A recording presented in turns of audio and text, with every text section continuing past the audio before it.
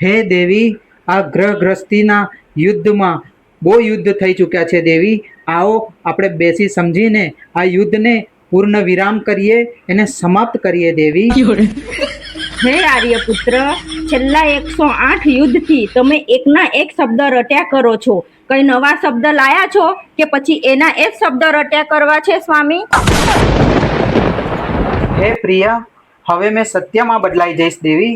હવે આપણે શાંતિથી અને પ્રેમથી જ રહીશું દેવી.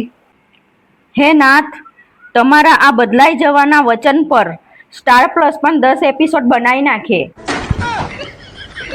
ઠીક છે પ્રિય, હવે આપણે સાથે બેસીને જમીશું દેવી. હે સ્વામી, તમે તો ભોજન લેતા સમયે પણ મોબાઈલ રૂપી ચક્રવ્યૂહમાં ફસાયેલા જ રહો છો. ઠીક છે દેવી, હવે મેં તને શોપિંગ કરવા લઈ જઈશ દેવી. હે આર્યપુત્ર, આ એક શોપિંગ છે ને જે ગયા વર્ષે થવાની હતી અને હમણાં આ શોપિંગ આવતા રવિવારે થવાની છે. ઠીક છે પ્રિય, હવે આપણે સાથે બેસીને જમીશું દેવી.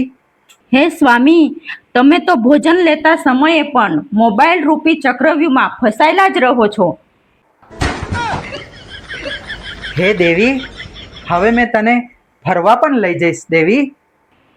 મિત્રો સાથે ફરવા માટે તમારો રથ 5 મિનિટમાં નીકળી જાય છે અને જ્યારે મારી સાથે ફરવા માટે તમારે સમયની અનુકૂળતા જોઈએ છે, મેં આવી લાલચમાં નહીં આવું સ્વામી. હે દેવી, આ યુદ્ધને અહીંયા જ પૂર્ણ વિરામ કરી નાખો દેવી. હે નાથ, શાંતિ અને વિરામની એક જ શરત છે. કેવી શરત છે દેવી? માર્ગરૂપી ગોવાની યાત્રા કરાવી પડશે,